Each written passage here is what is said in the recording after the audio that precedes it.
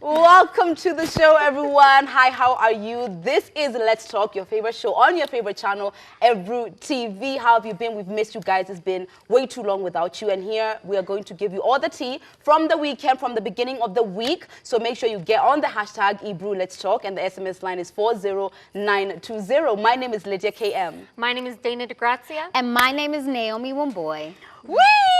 It's Wednesday! Oh, it's Wednesday! That's how you went into it, just like a scream. No, I know a lot of people aren't excited to begin their work week on Monday or whatever it is. But honestly, when Wednesday comes up and I know I'm going to be here with you guys, with these beautiful ladies, I am just, oh my God, can't wait. Yes, no, this is like the best way. And you guys, we know that it's tough. We're like smack in the middle of the month, which we know it gets hard at this time. We feel you on that. But you know we're always here with you to serve the tea. So like Lydia said, you get on the hashtag Ebru Let's Talk and the text tone 40920 because it is time for what you want, Hot Talk. We're on top. Hey, ladies, we're on top. Hey, we're on top. Usual, we always start the show with our question of the day. Now, I'm pretty sure everyone has been seeing this.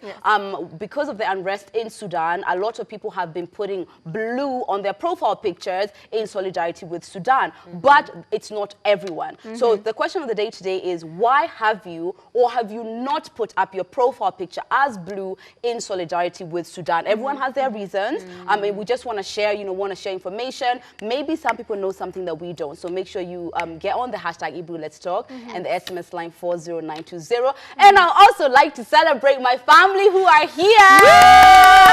My mom and Tim are engaged, so congratulations to you. Congratulations from the whole of Kenya. Yes. She has the ring. Honestly, family is everything. They've been always so supportive, and I'm just so happy to share today and the engagement with them. So yeah, anyway, guys, as we said, is hashtag Ebru Let's Talk. Without further ado, I don't know what to say about this story. I mean, things happen, things are weird. But Victoria Kimani has been, I guess, the latest victim of the weird fetishes that weird randos out there have. People have. So she recently met Michael Blackson, who most of you might know as, like, he's just weird. And she met him in West Hollywood, and his thing is smelling armpits. So publicly, in front of people, he literally just walked towards her and he asked to smell her armpits. I mean, I just find that awkward, but it's Michael Blackson. At the end of the day, you have to expect the unexpected. Like, he's just weird. And does he do it for show? Or is it real? We have a video. Yeah. But she looks stunning, first of all. She's gorgeous. What are you doing? Can I have the other one too? 6 models. Okay.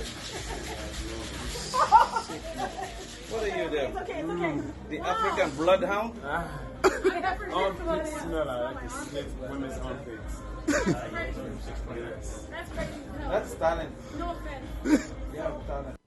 She did. She did. I don't know how we are going to judge him when she was the 50% of this. She had to provide an armpit. You know, the armpit had to be there. So. I know this is weird, this is strange, but I mean, stranger things have happened to us. What's the weirdest thing that's happened to you at random from a weirdo? Oh man. The weirdest thing, thankfully it was just said to me, and I might have even mentioned it before. I talk about it a lot from how much it affected me, but it was this quite large Nigerian guy. We were sitting in a club, and I had like just really moved to Kenya, so I was unaware of the goings on. But he sat next to me. He smelled my hair, and then he told me, oh, "I wish I could make a pillow out of your hair." And I was like, "Are you gonna make a blanket out of my skin? What's wrong with you?" It was just super alarming, and because it's like I had been in a really long relationship, so no one had even like hit on me at that point before. You were like, "Is this single?" Exactly. I was like, "Is this what dating is?" So that was one of the more alarming things that I have gone through. I don't know. I was on Miami Beach, of course, and some guy just said, "I want to suck your toes." Hot. Okay. At random. At random. Yeah. I just want to suck your toes. I was like, oh, okay. Step back, please. Step back. I feel like, but Okay, go ahead. I You were into it? Clearly, the realm of weird that I'm in is a little lower than this table. Really? And we don't want to shame anyone's fetishes because, you know, that can just grow into some weird other thing in the background. Yeah. But when you're a stranger, when That's you're really the key. The key is if I don't know you, I don't necessarily need to be exposed to your sexual fetishes. You know, if we're together and, you know, it's something that you're going to have to introduce me into, that's fine. Yeah. I think the funny thing about this is, like, clearly Victoria Kimani is a gorgeous woman. Of course. I just think it's like the armpit is what he went for. So in a weird way, is it more respectful that he went for probably like the least sexual point on her body? if it was you, would you have allowed him? Not for free. Not for free. I mean, if I'm Victoria Kimani, why am I letting somebody touch my body for free? Yes, exactly. That is very true. Pay up. Listen, it's the middle of the month. You know, like those coins are stretching at the moment. I totally get it. I mean, this is super weird, but you know, maybe we are the weird ones. For not being in the armpit. For not being in the armpit. So, you know, is this weird to you? Or is this like, you know, let a man live while we beating down on But the I mean, boyfriend? sometimes at the end, you know, you have that Kenyan scent. Some men in Kenya have that Kenyan scent. Oh my God. So maybe he just wanted to make sure she doesn't have that African scent. Is that African scent? You know what I'm talking about. No, Lydia. I don't. No, Lydia, I don't. You know what I'm talking Look about. at her smiling. She's like, I have when no people idea. are on the streets and then, woo, you Is it can that smell the BO? must. The Is it must. that BO? You can smell the must. You can smell the The must. must. I one time said it smells like Nairobi. a booze. Do we have a must? Do we have a smell? I honestly feel like it smells a little bit like mbuzi. I'm gonna be real. Goat. That's like, yeah. It So smells, the Kenya smell it smells smells like goat. fresh air. Almost. okay, It smells okay. like fresh air to me. I enjoy it, and I think that's just because like Chicago smells really terrible. Yeah. So it's very different. I'm just gonna stop here because you know the thing is, I love it here. I love the way the men smell. I'm gonna leave it at that. Okay. Personally, though, I don't think I would go face first into anybody's armpit. Yeah. Okay, I don't care how good they are, because I don't know, like, I don't know how expensive her, you know, deodorant is. You know, she could have still smelled bad. Do you know what? I really feel like tomorrow's question of the day is gotta be, what is the Nairobi or Kenya smell? Because it's like you seem so sure Don't about ask it. me. Don't You ask seem me. she I am seems so very sure. I am very sure. But don't ask me. Don't Anyway, ask me. I guess we'll have to go investigating. We're gonna If go on you the want to street. be the person who leads us in this investigation of what does Nairobi smell like, just hashtag Ebru, let's talk. And SMS line is 40920. I mean, is this weird to you guys? Is smelling someone's armpit, is that a thing First of to all, you? Like maybe it's a tradition thing. I think we need to raise the bar. I think people tweeted us your answer. Should we go on our little street team excursion? No, we won't. Smelling around, smelling trying to figure out what people smell like. I feel like Lydia would enjoy that. But you guys, we are right. We shouldn't hate on anybody's likes or dislikes. Fetish. They're gonna like and dislike whatever they want. But there is someone in Nairobi who I don't particularly know how he smells, but he actually had to call out a fan of his because he posted online saying that he wanted a personal assistant. Yeah. And someone responded saying, you know, why are you bothering to get a personal assistant when you can't even afford a Prado? So as you can see, obviously this was Holy Dave, who is, you know, an entertainment personality. And Holy Dave saw this guy's response and went very in on him. So Holy Dave is looking for a PA. The individual should be decent, have a good command of English, be aggressive, and be flexible to work in different industries, i.e. media, business, nonprofit industry, and academia. So he posted this, and the receipt will come where the response goes, you know, you can't even afford a Prado. And Holy Dave gets back to him saying, you know, you're just idle sitting at your computer, you know, come to me and I'll give you a job. What are you doing with your life kind of thing? And my thing is like, okay, so I don't understand why he is the idle one sitting at his computer. And yet Holy Dave is not the idle one posting on his computer. So Holy Dave's response to him saying he doesn't have a Prado is, will you ever purchase a Prado yourself? If you just sit behind your keyboard and hate on people, seems you are too idle. However, I understand the tough times and the rates of unemployment in Kenya. Come, I give you a job. We can work hard together and afford to buy a Prado. So Holy Dave, in the spirit of sharing, is even willing to, you know, co-own a Prado with this guy. But that's what I'm talking about. That's what I'm talking about. That's a comeback that people need to to hear, like, but you don't go after someone, like, you don't know their life. You don't know their, like, what they're providing for their family. You don't know how they're paying their bills. Maybe he can't afford a Prado, but he decided not to. Maybe he tweeted I feel like I disagree with that approach.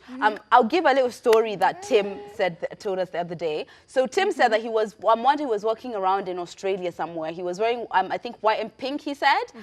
And he said that someone approached him like, you know, you must be like, you know, homosexual or whatever. And he said, excuse me, I am comfortable enough in my sexuality that I can wear pink. But I don't know about you, right? So with this, is like, if you tell me you can't even afford a Prado, knowing that I can, why am I responding? Exactly. So I feel like the response comes from the maybe you can't. Maybe like he's the insecure. truth in the comment is why you're even responding, because somebody saw their computer telling you can't afford. For example, let's even say something small. Let's say someone tells me I can't afford what can I afford? Like let's say someone tells me I can't afford, let's even say something like matatu, like, you know, I can't afford fare to go to Mombasa. Okay, I can afford that.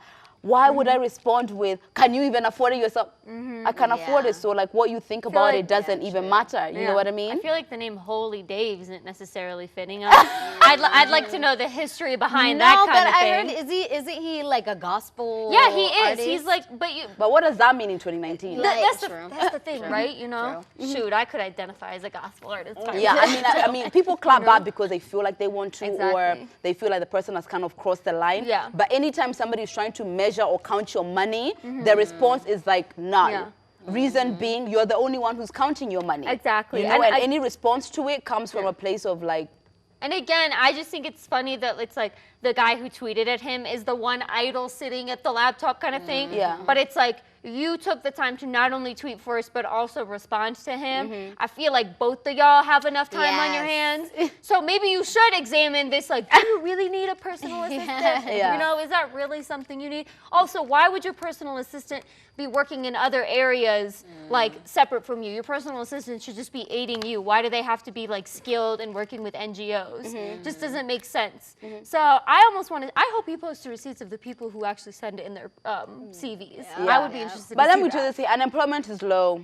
Don't play. I mean, it's high, sorry. Unemployment is super high at the moment. So, like, anytime you see someone, like, sending something like this, that could be genuinely, like, an opportunity for someone else. I'm just not here for the clapback, because even me now, I'm trying to discipline myself. That when somebody says something to me that's inaccurate about my life, I don't need to respond. I don't need to give it power. KOT went after him, though. Like, but both sides. Like, there was the ones who agree with him, the ones who disagree with him. Like, why can't you buy a Prado? Like, at the end of the day. Maybe he'll be driving his PA around in his Prado. Yes, but in other news, there's this man called Captain Kale, and he defines his wifey material. I'm embarrassed. I can't even Do I? see I'll that. read it. Read So it number for me. 1, a wifey material should wash and iron my clothes. My clothes them, okay. She should be updating my wardrobe once in a while. 2, should prepare my meals. I can't take the food prepared by the house girl, and she should wait for me till I arrive so that we eat together. Hata kama ni 4 a.m. and my food should be warm, and it can be in a hot pot, and it can be in a hot pot. Neither can it be warmed by a microwave. So he meant he can't do a hot pot either. And hakuna kama situkula, food must be there and open for me the gate when I arrive. I can't call her. I'll just text her, and she shouldn't call me unless there's an emergency.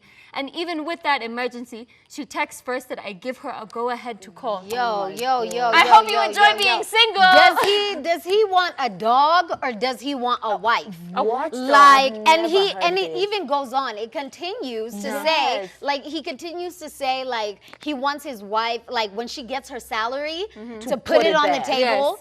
To put it on the table. Her family is not allowed to come to the house, but his family is allowed to come to the house. Like, especially his mom. So the next, number 3, she should give me money when I want, and at the end of the day, her money is mine because I married her.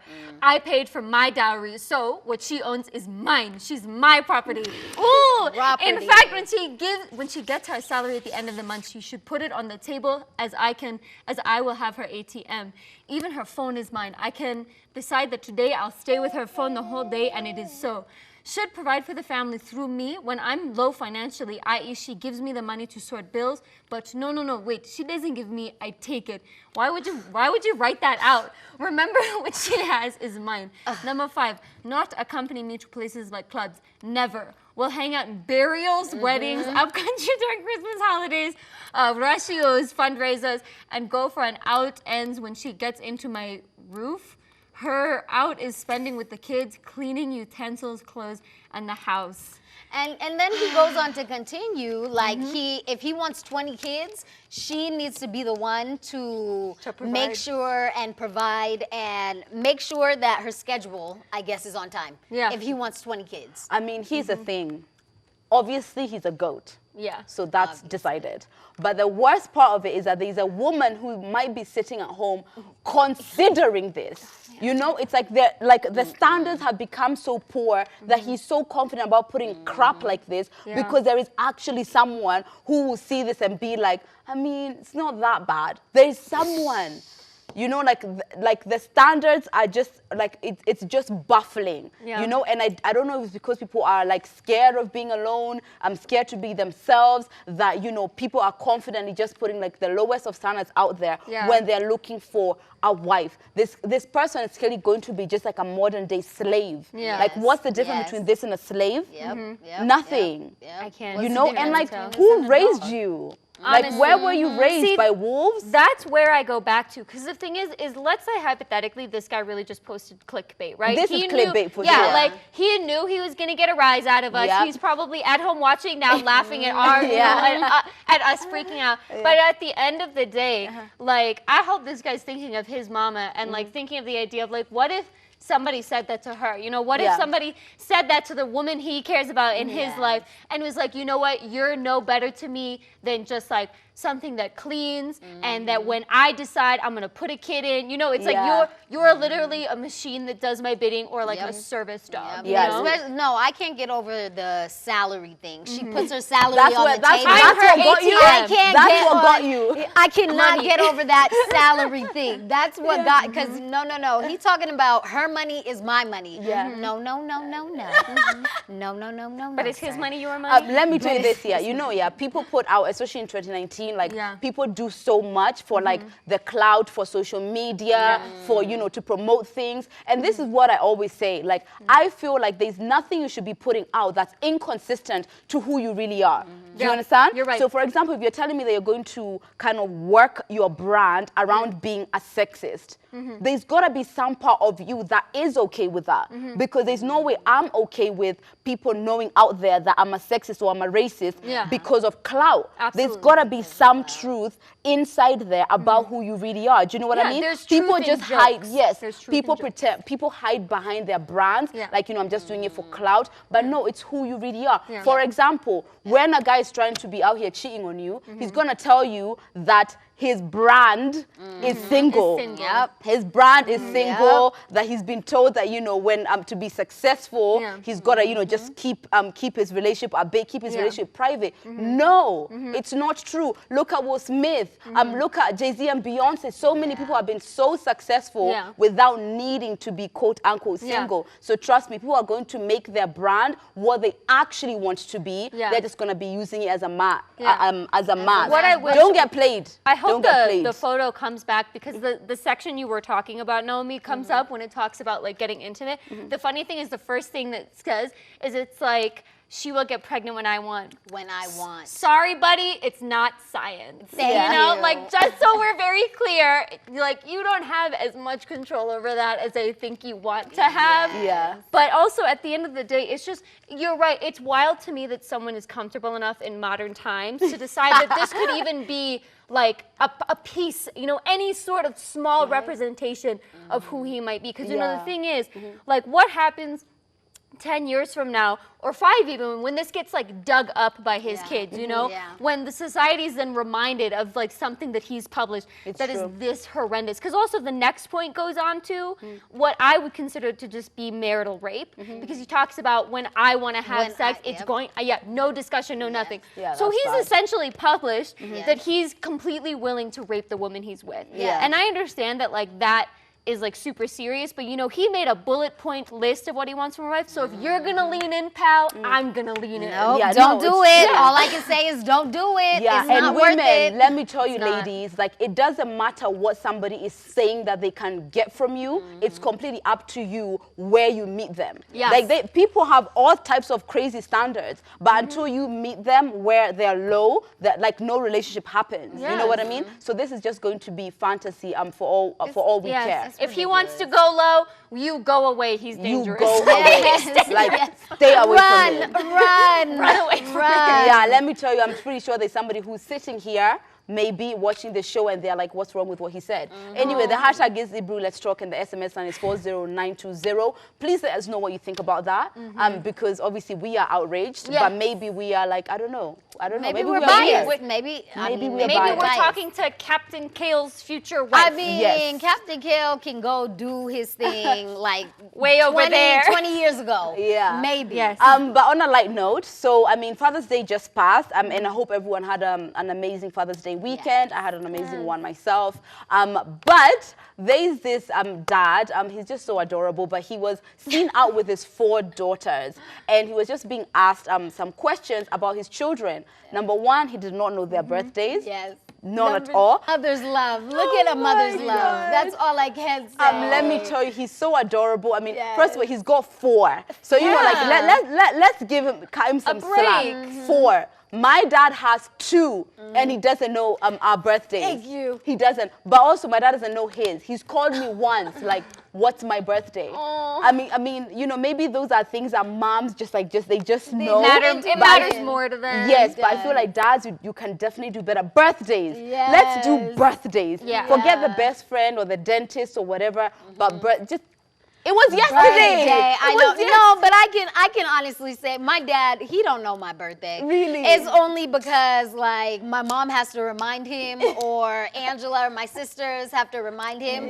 But he don't know my birthday. Okay, you know, for me, I'm but your totally dad is the super opposite. dad. Like I'm very much more of a daddy's girl. I do obviously love my mom, but my mom, even with just like, because we had a revolving door of teenagers in the house, she would call me my like recently deceased dog's name before she'd say my name. What? Yeah, no. She would. She'd go, Aaliyah, Jackie, Tilly, and I'm Dana. It's Dana. Yes, that is exactly what my mom and dad do. My dad be like, Judy, Ruth, Angela, Naomi. You're the one. Like you just come here. Just come here. That's the thing. Like, and it's you know, crazy. And you only have one other sibling. And you only have one. I have 4. Yeah, you know the thing is like I have one other like by blood birth sibling. I have an adopted brother who did come later, but I also have like a bunch of friends that are so close with my family they would call my dad. Yeah. And even if like their dad is alive and well and their parents are together, it's just like that's the kind of sort of environment he created. Yeah. My mom, on the other hand,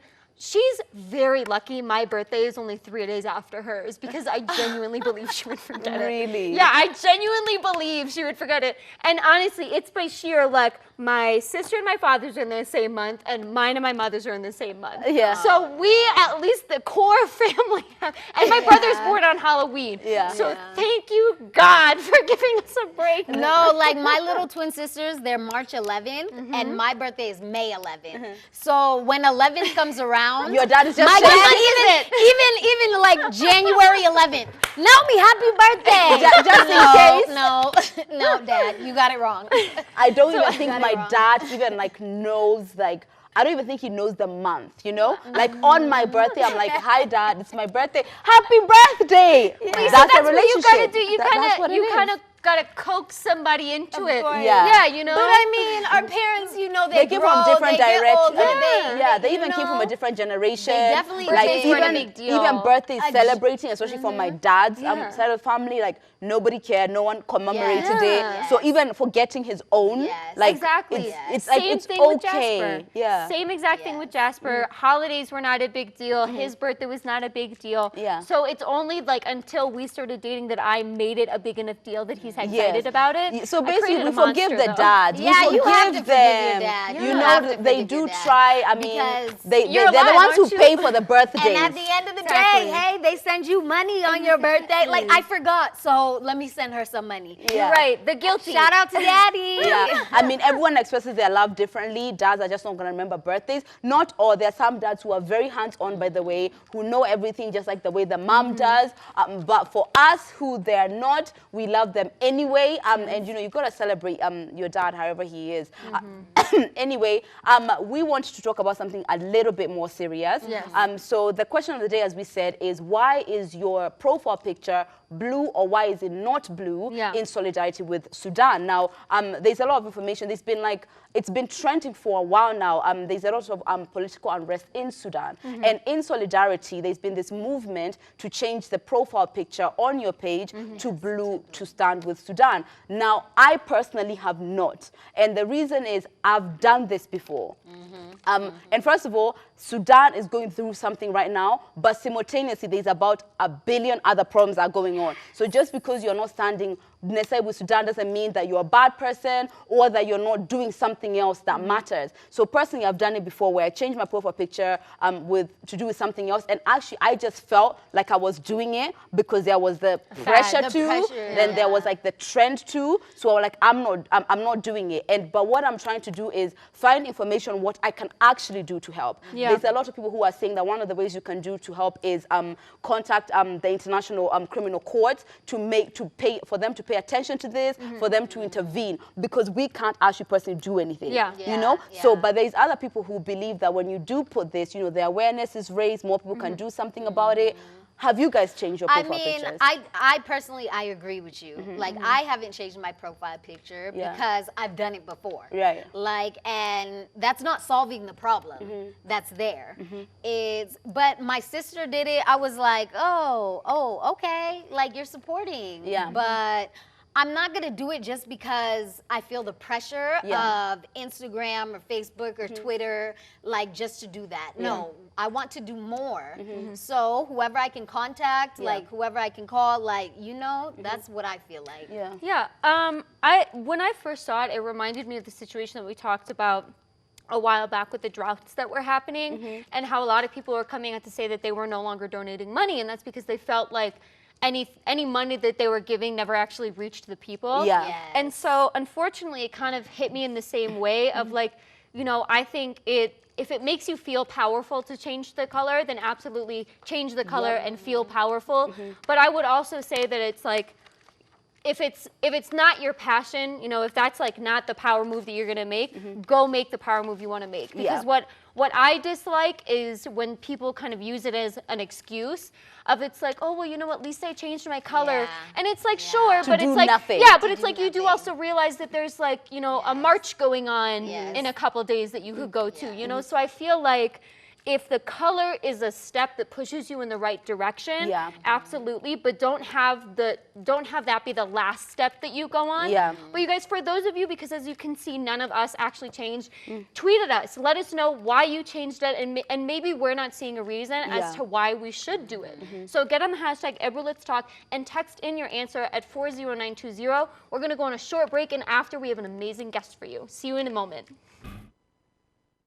Welcome back to the Wednesday show. If you've just joined us, this is Let's Talk. Don't forget to get on the hashtag Ebru Let's Talk and the SMS line 40920. I mean, we love to celebrate women who are doing big, amazing things, and today being, you know, Motivational Wednesday, we wanted to have a woman who was like so strong. She's achieved so much, and she's an author herself. She's a motivational speaker. She's an entrepreneur, and she's here to talk to us about all things being an author, millennials, and bouncing back and thriving. It's none other than Joyce Gikunju. Welcome. Thank you. Welcome. Welcome to the show. Thank you. Bouncing back and thriving. Like automatically, as soon as I heard that, I was like, is this like Stella got her groove back? You know? Yes. And it is. And it is. Stella, if you're out there looking for your groove, you've got, this is it. Where did the inspiration come from? Yeah, great question. It was actually inspiration. Like, how do we bounce back when we get to the bottom? And I thought to myself, I've been there, so I should be the one to tell the story of how you get back up. And you get back up with your networks, you get back up with your friends, you get back up with your own determination as well. Without isolating yourself. Because the thing that happens a lot of times when you're on the bouncing back journey, you think to yourself, everyone's judging me. Of course. Nope. Right. No. Just go Keep out. pushing. Keep pushing. You are the one judging yourself almost. It's more true. Mostly, yes, you're the harshest judge of yourself. It's true. So, Before we even get to bouncing back, tell us a little bit more about yourself, about your journey, and how you even came to be an author. So I always say that the journey always starts with a dream. When I was a little girl growing up, I knew I was going to write a book. Imagine, when I was in primary school, because I went to a government school, yes, but they were big on English because it was formerly a white settler school. So the standard of English was still very high. And when I was just going through school, I thought to myself, this English is too good. This school is so popular, known with English. Why waste this kind of English? You know, that's what I thought to myself. Why waste it? Write a book. And that sunk in somewhere in me. And when I went to the university, I studied for a communications degree. And funny enough, I never thought of writing. I knew I was going to write that book.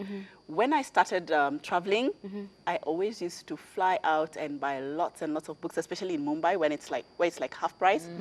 And I always used to tell myself, you read so many books, you've stocked your library. Why can't one of this be yours?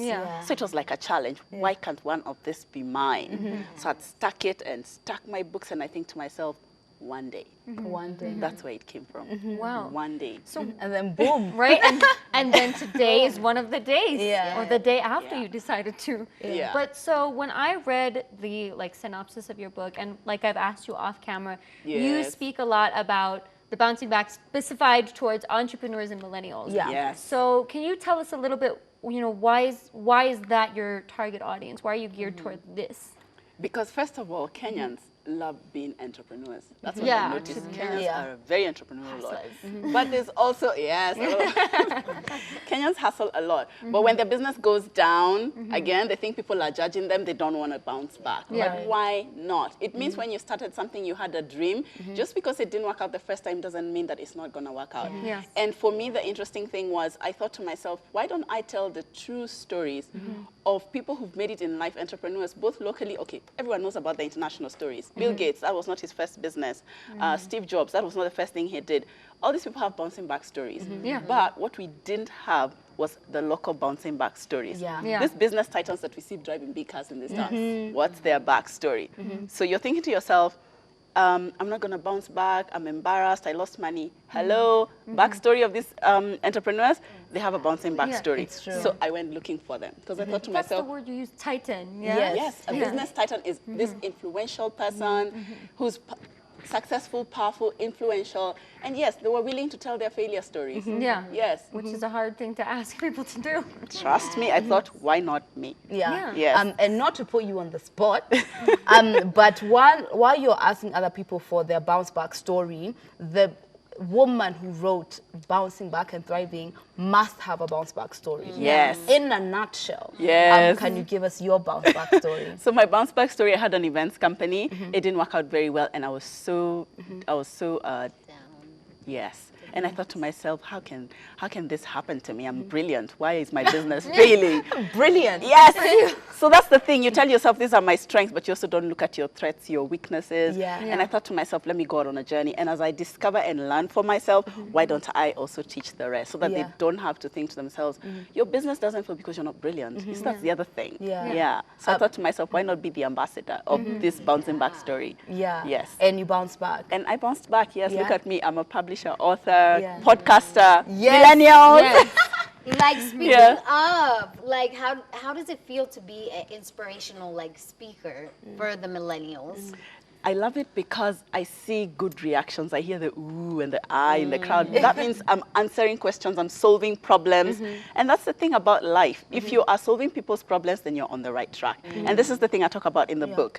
If you're on a bouncing back journey, can you find out what problems you can solve? So I discovered that, yes, for the millennials, I am solving their problems. Every time I talk to them, they're like, wow, phenomenal. And I'm thinking, I was just in the wrong industry.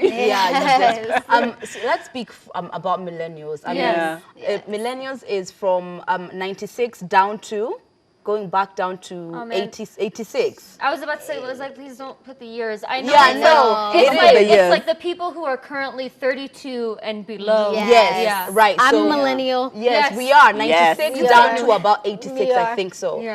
Now we get a lot of bad reps about being lazy, we're entitled, not don't reading. read, all these things. But we were raised by people. Right? So, I mean, usually you hear when a child does something wrong, it's the parents' fault, except for millennials. We raised ourselves, right?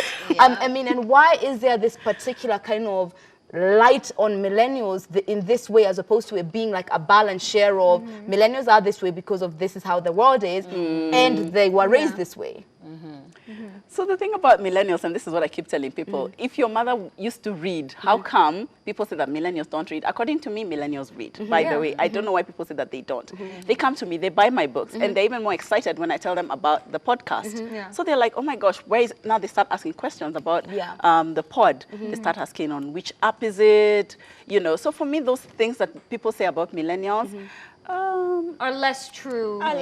True. And this thing about millennials being lazy, excuse me, millennials first of all don't sleep. So how can you say that they're lazy? So the age we're in, we are not allowed to sleep. No, we're hustlers. We're hustlers.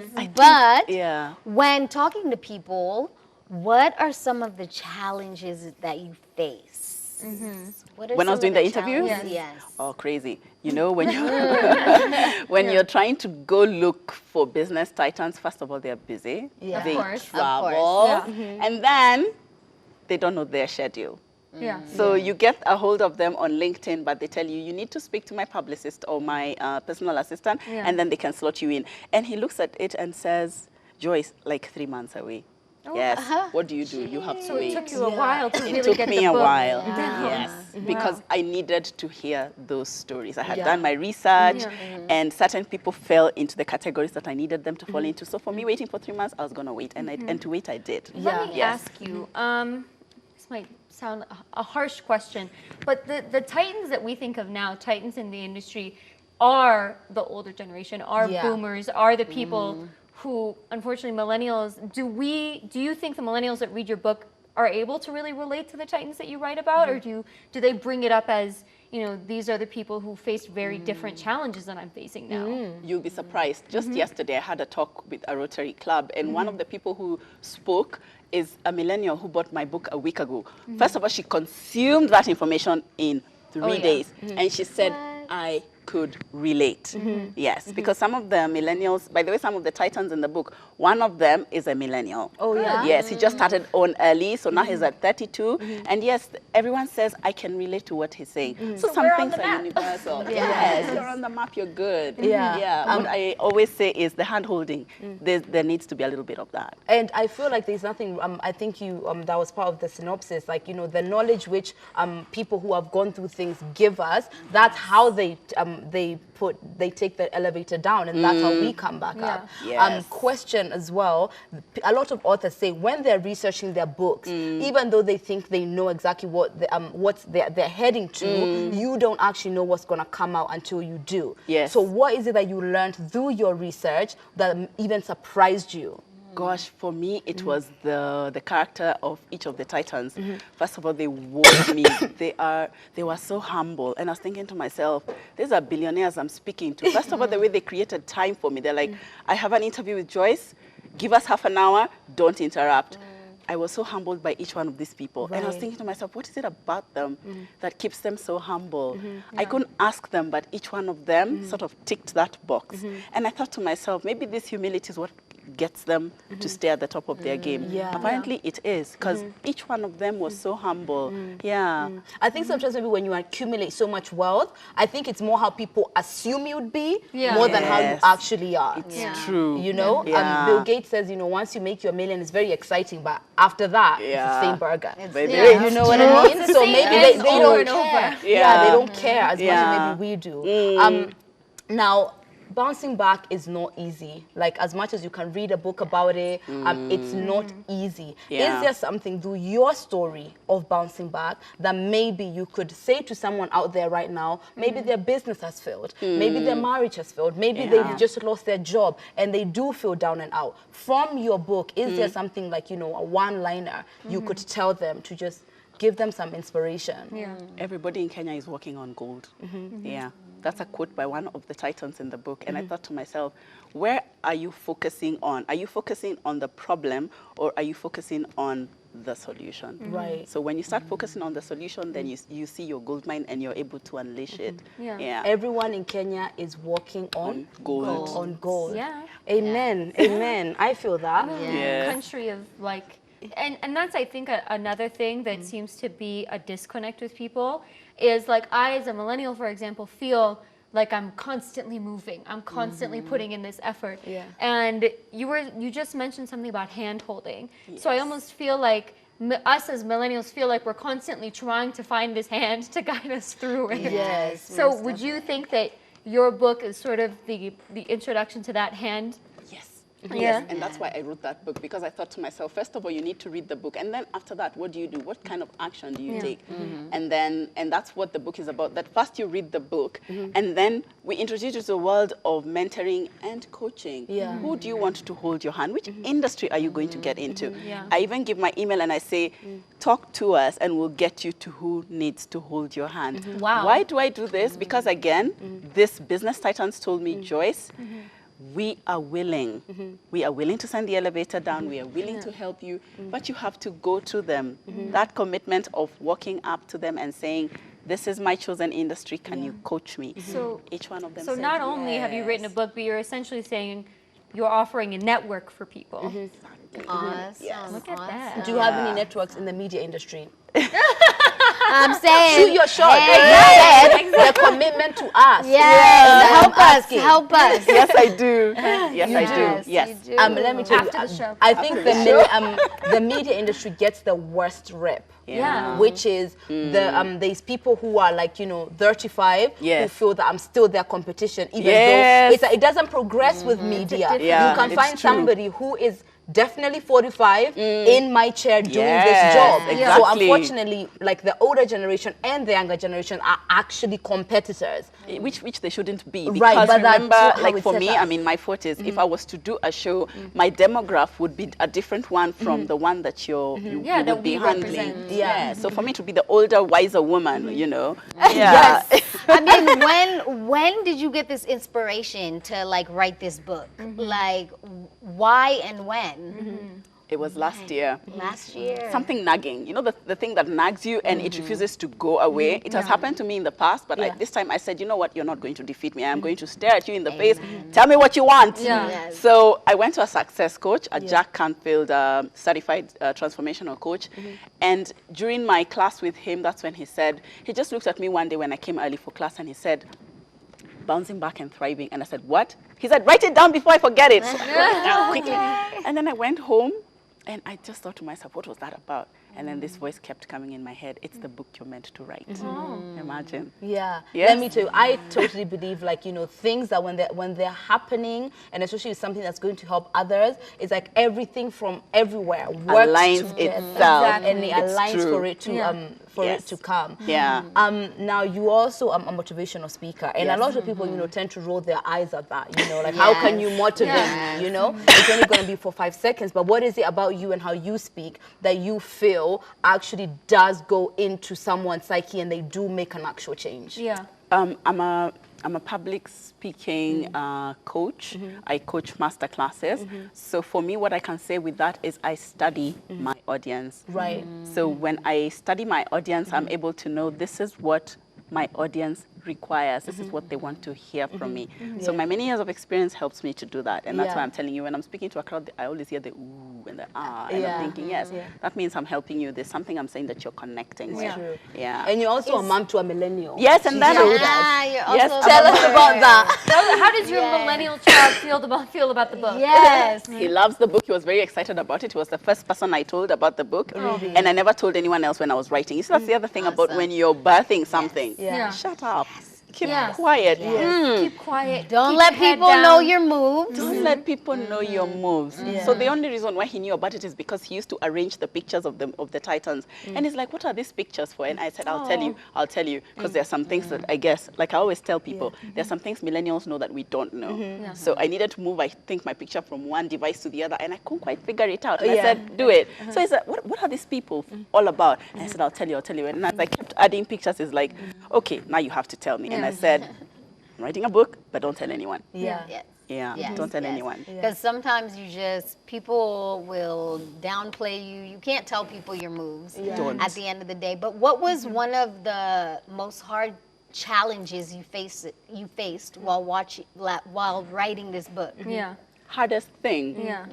Other than getting into people's schedules. The hardest. Oh my goodness. Like, did you ever find yourself at a place where, like, you get writer's block? Yes, I could say it was that. It was writer's block in November last year. I couldn't just focus. And I thought to myself, if you get writer's block, then focus on something else. So I decided I'm a mommy to a little one, so let me focus on her.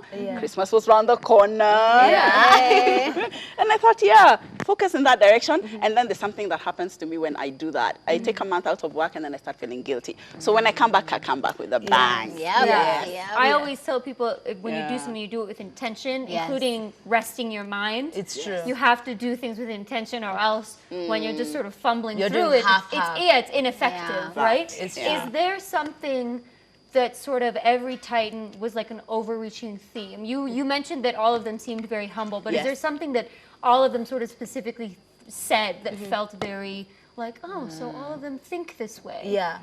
Yes, they are all members of the 5 a.m. club. Do you know about that? Oh, good. Waking up at 5. Yes. Why is that the theme? Imagine people who wake up at 5 at 5 o'clock in the morning and not waking up groggy, waking up ready to attack the day. And then they have this thing called the hour of power. The first 60 minutes, what do you do with them? Not getting your coffee, no. It's splitting that first hour into 3, first 20 minutes, second 20 minutes, third 20 minutes. So the first 20 is for something divine. The second 20 is for something physical, like you run or you jump a rope. And then the other one is what? It could be connecting with either wisdom literature or a motivational read. So the first 20 minutes divine, meaning? Meaning you can pray, you can meditate, you can read wisdom literature, you can read the Bible, just connecting with your spirituality. Universe. Yes, yes. So it's like plugging in. And you do it in the silence of the hour, because at 5 o'clock, how many people are awake at that hour? It's true. Are you part of the 5 a.m. club? Are you? I tried. Once upon a time, I was a member of that club. I'll be honest. Titans now. Okay, we're going to graduate to big Titans. There's a time I was a member of that club, but when you have a little one, that club might not work. Because sometimes I'd wake up and go work out, and she comes and joins me, and I'm thinking, no, go to bed. So what are some of the things that are hindering this generation from thriving? Like, Dream what killers. do you... Dream killers. Yeah, dream killers. In fact, there's a talk I did recently, and the millennials in the group were like, wow, what are the dream killers? Procrastination. You know what you want to do, you know what you want to achieve, but you keep procrastinating. So a parting you shot would doubting be yourself? to get over that. Get over procrastination. Yes. I procrastinate sometimes, and I'm gonna say sometimes it tends to be when I don't believe myself the most, I procrastinate. When I'm listening to what everyone else thinks of my idea, I procrastinate. So I mean, there's plenty of things that can make you procrastinate, but you've got to hear it from Joyce herself. Make sure that you follow her on her social media, get that book, and also she will be giving her master classes, and maybe you can learn a bit more about how we can all be part of the 5 a.m. club. Thank you so much for being here, Joyce. Thank you. We appreciate it. That has been an amazing motivational Wednesday show. So we appreciate you for being here. And again, if you have any questions, hashtag is Ebru Let's Talk, and the SMS line is 40920. Until tomorrow at 6 p.m., we are wishing you an amazing evening. My name is Lydia KM. My name is Dana DeGrazia. And my name is Naomi Womboy. And we're here with Joyce Gikunju. Yes. Can you tell us your social media handles? So for Facebook is Joyce Gikunju. For Twitter is @Gikunju Joyce, and Instagram is Gikunju Joyce. Have a good night, everyone. Good night, everyone.